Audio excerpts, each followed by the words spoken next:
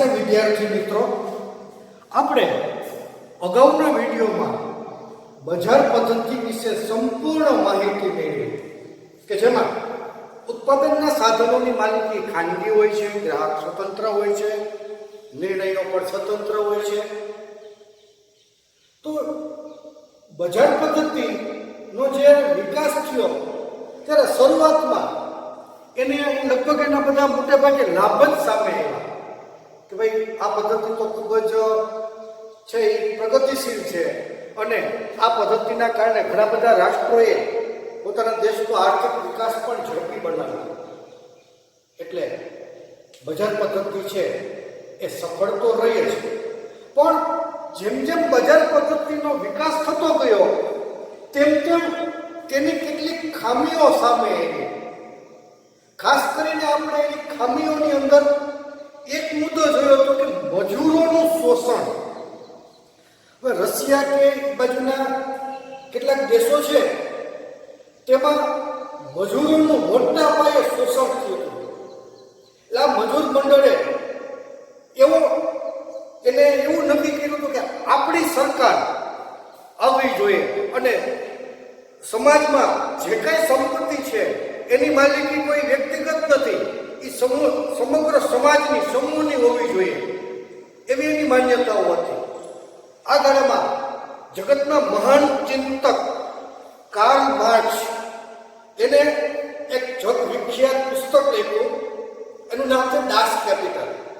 આ દાસ કેપિટલમાં એને સમાજવાદી જે વિચારધારા છે એમાં એનું વર્ણન કર્યું અને રશિયામાં સમાજવાદી પદ્ધતિનો ઉદ્ભવ થયો. શરૂઆતમાં સ્વેચ્છાએ મિલકત છે એ સરકારને આપી દેવી એવું નક્કી કર્યું અને ત્યારબાદ જો ન આપે તો બીજો રસ્તો કરવાનું પણ એ સમયે નક્કી થયું હતું અને આ સમાજવાદી પ્રથા છે એ અસ્તિત્વમાં આવી. રશિયા, ચીન, પોલેન્ડ, યુગોસ્લાવિયા આવા બધા દેશોમાં સમાજવાદી પદ્ધતિ છે એ ખૂબ જ સફળ રહી. કારણ કે બજાર પદ્ધતિમાં જે મજૂરોનું શોષણ, ગરીબોની જરૂરિયાતોની અવગણના વગેરે બધી ખામીઓ હતી, આ ખામીઓ દૂર કરવા માટે સમાજવાદી પદ્ધતિનો ઉદ્ભવ થયો. હવે આપણે જોઈએ તો સમાજવાદી પદ્ધતિ એટલે શું? તો કે બજાર પદ્ધતિથી તદ્દન વિરુદ્ધ.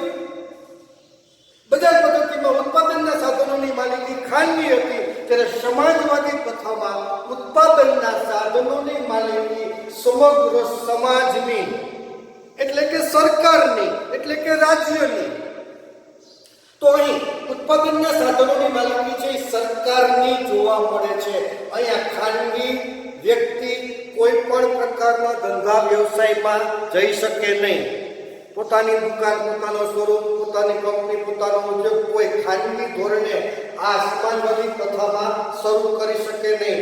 આ બધા જ ઉદ્યોગો હોય પરંતુ એની માલિકી માત્ર ને માત્ર સરકારની જ. એને સમાજવાદી પદ્ધતિ કહે છે. અહીં તમામ નિર્ણયો રાજ્ય દ્વારા લેવામાં આવે છે. હવે રાજ્ય દ્વારા, રાજ્ય એટલે સરકાર, અહીંયા માલિકી સરકારની જ છે. એટલે જે બજારના જે કોઈ પણ નિર્ણય હોય કે કઈ વસ્તુનું ઉત્પાદન કરવું, આ ઉત્પાદન કેટલા પ્રમાણમાં કરવું, આ ઉત્પાદનની વહેંચણી કેવી રીતે કરવી, ટૂંકમાં તમામ પ્રકારના જે આર્થિક નિર્ણયો છે આ આર્થિક નિર્ણયો સમાજવાદી પ્રથામાં રાજ્ય એટલે કે સરકાર દ્વારા લેવામાં આવે. કારણ કે એ સરકાર જ છે. બજાર પદ્ધતિમાં ખાનગી વ્યક્તિઓ તો એટલે ત્યાં નિર્ણય છે એ ખાનગી વ્યક્તિઓ જે માલિક હતા એ લઈ શકતા, અહીંયા સરકાર લે છે. નેક્સ્ટ મુદ્દો જોઈએ તો અહીં કેન્દ્રમાં નફો નહીં પરંતુ સમાજનું હિત જોવામાં આવે. મિત્રો, બજાર પદ્ધતિ યાદ કરો. બજાર પદ્ધતિમાં કોઈ પણ વ્યક્તિ કોઈ પણ ઉદ્યોગ ધંધાની શરૂઆત, સ્થાપના કરશે એનો મૂળભૂત હેતુ નફો કમાવાનો છે અને જો એને નફો ન મળે તો એ કદાચ ધંધો બંધ પણ કરી દે. જ્યારે સમાજવાદી પદ્ધતિમાં ઉત્પાદનના સાધનો, વેપાર ધંધાની સંપૂર્ણ માલિકી રાજ્ય એટલે કે સરકારની હોવાથી અહીં કેન્દ્રમાં નફો નહીં પરંતુ સમાજનું કલ્યાણ, સમાજનું હિત ને ધ્યાનમાં રાખવામાં આવે છે. અહીં કોઈ એકમ કદાચ ખોટમાં ચાલતા હોય તો પણ એને બંધ કરી દેવામાં આવતા નથી. ખોટમાં જાય છે, આમ છતાં એને ચાલુ રાખવામાં આવે છે, કારણ કે એનો હેતુ નફાનો નથી પરંતુ તેનો હેતુ છે એ સેવાનો જોવા મળે છે. બીજું કે શ્રમિકોને કામના બદલામાં પૂરેપૂરું વળતર. જો બજાર પદ્ધતિમાં જે શ્રમિકો કામ કરતા, બજાર પદ્ધતિની વાત થાય છે તો ત્યાં જે શ્રમિકો કામ કરે એને પૂરું વળતર મળતું નથી.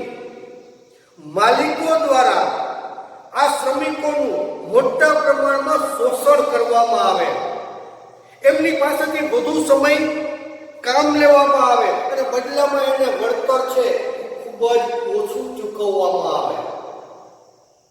જ્યારે અહીં માલિકી સરકારની છે, સરકારની માલિકી હોવાથી જે વળતર છે શ્રમિકોને એ પૂરેપૂરું ચૂકવવામાં આવે.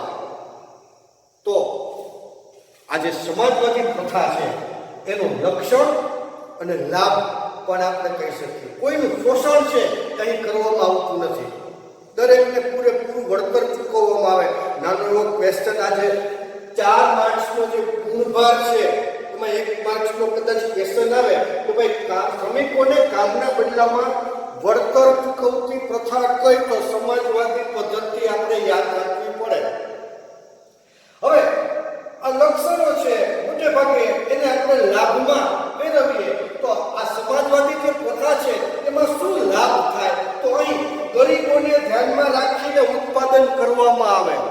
મિત્રો, આપણે બજાર પદ્ધતિમાં જોયું હતું કે ત્યાં ખાનગી માલિકી હોવાથી, ઉત્પાદકનો હેતુ નફાનો હોવાથી તે હંમેશા ધનિકોની મોજ શોખની વસ્તુને વધારે પ્રાધાન્ય મહત્વ આપશે, જ્યારે ગરીબોની પ્રાથમિક જરૂરિયાતો અન્ન, વસ્ત્ર, રહેઠાણ એને ધ્યાનમાં રાખશે નહીં. પરંતુ અહીં એટલે કે સમાજવાદી પદ્ધતિમાં ઉત્પાદનના સાધનોની માલિકી સરકારની છે. આ માલિકી સરકારની હોવાથી અને એનો હેતુ સેવાનો હોવાથી સમાજની અંદર રહેતા તમામ વ્યક્તિઓને ધ્યાનમાં રાખીને ઉત્પાદન હાથ ધરવામાં આવે. ખાસ કરીને જે ગરીબો છે, ગરીબોની જરૂરિયાતો જે છે આ બધી જ જરૂરિયાત પ્રમાણે ઉત્પાદન કરવામાં આવે. તો અહીં ગરીબોને ધ્યાનમાં રાખીને ઉત્પાદન વ્યવસ્થા ગોઠવવામાં આવે છે. નેક્સ્ટ, એનો આપણે લાભ, ફાયદો જોઈએ તો કુદરતી સંપત્તિનો દુર્વ્યય નહીં. જો અહીં સરકાર છે, માલિક સરકાર છે, સરકાર હંમેશા નિયંત્રણ રાખે, પોતે જ જોવે કે ક્યાંય પણ આપણી સંપત્તિનો કે બિનજરૂરી બગાડ છે થવો જોઈએ નહીં, તો એ પણ એક મહત્વનો ફાયદો ગણી શકાય. બીજું, આવકની અસમાનતા નહીં. જો બજાર પદ્ધતિની અંદર આપણે જોયું હતું કે આવકની તીવ્ર અસમાનતા જોવા મળે ત્યાં કે સમાજના ટોચના 20% જે લોકો છે એને રાષ્ટ્રીય આવકનો મેક્સિમમ હિસ્સો મળે છે, પછી તળિયાની જે 20% છે એને રાષ્ટ્રીય આવકનો ઓછો હિસ્સો મળે છે. અહીં એવું નહીં. અહીંયા કામ કરે એ બધાને પૂરેપૂરું વળતર મળે. જોકે આવકની સમાન વહેંચણી તો વિશ્વના એક પણ દેશમાં ન હોય, કારણ કે દરેકની કાર્યક્ષમતા, કામ કરવાની શક્તિ અને લાયકાતમાં તફાવત હોય છે. એટલે તફાવત તો રહે, પણ ભારત જેવા વિકાસશીલ દેશોમાં જે અસમાનતા જોવા મળે છે કે એક વ્યક્તિની આવક ઘણી બધી, એક વ્યક્તિની આવક સાવ ઓછી, એવું નહીં. અહીંયા કામ કરનાર દરેકને સરકારી ધોરણે પગાર મળે છે. આપણે એક એક્ઝામ્પલ આપ્યું હતું કે સરકારી શાળાના શિક્ષક અને પ્રાઇવેટ શાળાના શિક્ષક, તમે જોજો એના વેતનમાં કેટલો બધો તફાવત હોય છે. તો અહીં સરકાર હોવાથી અહીંયા જે આવકની જે વહેંચણી છે એની જે અસમાનતા છે ખૂબ જ ઓછી જોવા મળે. બધાને કામના બદલામાં પૂરેપૂરું વળતર મળે. નેક્સ્ટ મુદ્દો આપણે જોઈએ તો ગ્રાહકોનું શોષણ થતું નથી. જો અહીંયા રાજ્યની માલિકી છે ને સરકારની માલિકીનું બધા વેપાર ઉદ્યોગ ધંધા છે, આથી તે જે તે સમાજના ગ્રાહકોને ધ્યાનમાં રાખીને ઉત્પાદન કરે છે. ગ્રાહકોની જરૂરિયાત પ્રમાણેની વસ્તુઓ છે એ બનાવે છે. એટલે મોટે ભાગે ગ્રાહકોનું શોષણ છે એ આ સમાજવાદી પદ્ધતિમાં થતું નથી. આપણે બજાર પદ્ધતિમાં જોયું હતું કે કેટલીક વખત વેપારીઓ ઈજારા સહાય કરે, નીચી ગુણવત્તાવાળી વસ્તુનું વેચાણ કરી દે. જેને અહીંયા એવું થતું નહીં, સરકાર જ છે એટલા માટે એના આપણે લાભ જોયા. હવે મિત્રો અહીંયા આપણે જોઈએ કે સૌપ્રથમ આપણે બજાર પદ્ધતિ વિશે જોયું.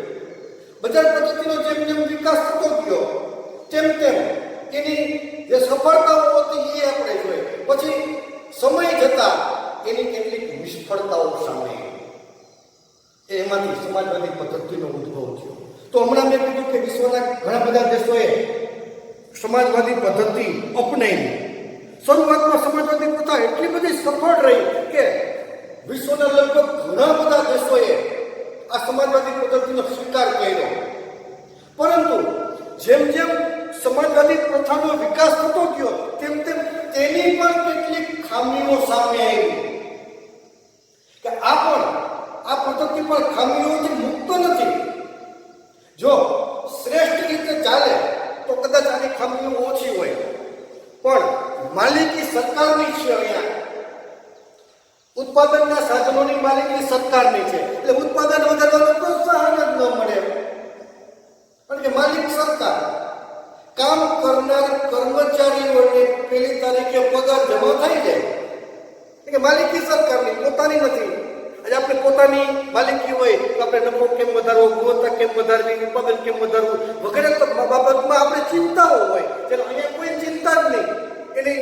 એના બેંકના એકાઉન્ટમાં પહેલી તારીખે કે જે નક્કી કરેલી તારીખે પગાર જમા થઈ જાય, પછી એનું ઉત્પાદન વધે કે ન વધે શું ફેર પડે.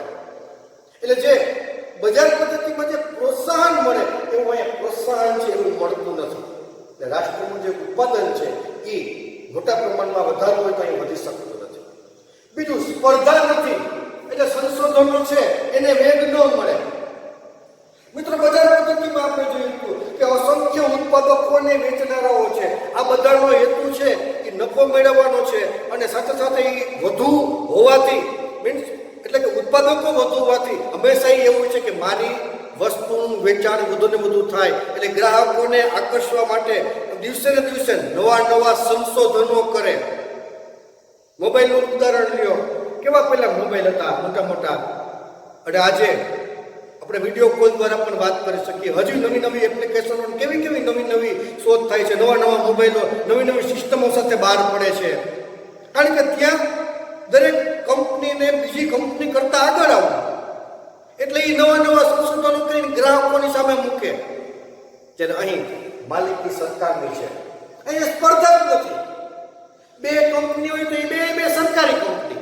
હવે આ બે સરકારી કંપની એની અંદર કામ કરતા જે કર્મચારીઓ છે બધાને પગાર મળે. એને નંબર 1 હોય, નંબર 2 હોય, નંબર 3 હોય, શું ફેર પડે? ને તો જે મળવાનું છે પગાર એ તો મળે જ છે. એટલે જે વ્યક્તિઓ કામ કરે એમનો અંદર સ્પર્ધા ન થાય. સ્પર્ધા ન થાય ને નવા સંશોધનો છે એ ન થાય. પદ્ધતિમાં જો નિષ્ઠાવાન કર્મચારીઓ હોય તો કદાચ ન પણ બને, પણ મોટે ભાગે આપણે જોઈએ છે કે એનું પ્રમાણ ઓછું જોવા મળે. એટલે સંશોધનની જે પ્રવૃત્તિ છે ને વેગ મળતો નથી. કેટલીક વખત જ્ઞાન કટાઈ જવાની શક્યતાઓ પણ રહે છે. બીજું, વ્યક્તિ સ્વતંત્ર નહીં. આપણે બજાર પદ્ધતિની ઘણી બધી ખામીઓ જોઈ, પણ એમાં વ્યક્તિ સ્વતંત્ર, પોતે પોતાની રીતે કઈ વસ્તુનું ઉત્પાદન કરવું, કેટલા પ્રમાણમાં કરવું, વેચાણ કેવી રીતના કરવું, પોતાની પસંદગી પ્રમાણે એ વર્તી શકે, નિર્ણય લઈ શકે. અહીં બધું જ સરકાર પર આધારિત. અહીંયા કોઈ પણ વ્યક્તિ સ્વતંત્ર નહીં. સરકારના આદેશો પ્રમાણે કામ કરવાનું. સરકાર કે આમ કરો એટલે એમ કરવાનું. જાતે નિર્ણય લઈ શકાતા નથી. ઉપરથી પરિપત્રો થાય કે તમારે આમ કરવાનું. એટલે જે રીતના ઉપરથી આદેશ આવે એ રીતના અહીંયા જે વેપાર ઉદ્યોગ ધંધા ચાલુ હોય ત્યાં એ રીતના એને આગળ વધવાનું. સરકારના આદેશોને ધ્યાનમાં રાખીને પોતાનો વ્યક્તિગત નિર્ણય અહીંયા ચાલતો નથી. કેટલીક વખત કોઈ વ્યક્તિ એકદમ હોશિયાર ને તૈયાર હોય એમની વિચારે કે જો આમ નહીં ને આમ કરવાથી આપણે અનેક ગણો નફો મળે એમ છે, પણ એ નિર્ણય એ પોતે લઈ શકતો નથી. માત્ર સરકારમાં રજૂઆત કરી શકે કે આમ કરીએ તો, પણ ઉપરથી જે સરકાર આદેશ આપે ફરજિયાત એ રીતના જ રહેવું પડે. લાઈન કોઈ વ્યક્તિ સ્વતંત્ર નહીં, ગમે એટલું કમાતો હોય એ, પણ સરકારે જે વસ્તુ બનાવી હોય એ જ એને ખરીદવાની, એ જ એને ખાવાની, એ જ એને પીવાની. સરકાર જે મકાન દે એમાં જ એને રહેવાનું, સ્વતંત્ર નહીં. સરકાર મકાન આપે ને કેટેગરી પ્રમાણે ક્વાર્ટર આપે રહેવાના, ક્લાસ પ્રમાણે દરેકને રહેવા માટેના મકાનો છે એ સમાજવાદી પદ્ધતિમાં આપે. રાજ્યના હસ્તક્ષેપથી અમલદારશાહી. હવે જો એ માલિકી છે ને એ સરકારની છે, એટલે માલિકી સરકારની હોવાથી એને કર્મચારીઓ છે એમને તો એના કામના બદલામાં સરકાર વેતન ચૂકવે જ છે. એટલે ઘણી વખત ત્યાં આવતા વ્યક્તિઓને વ્યવસ્થિત જવાબો ન આપે, કામને ઠેકારે એવું પણ બને કે ધક્કાઓ ખવડાવે એવું પણ બને. એટલે એક પ્રકારની એમ અમલદારશાહી સમાજવાદી પ્રથા છે.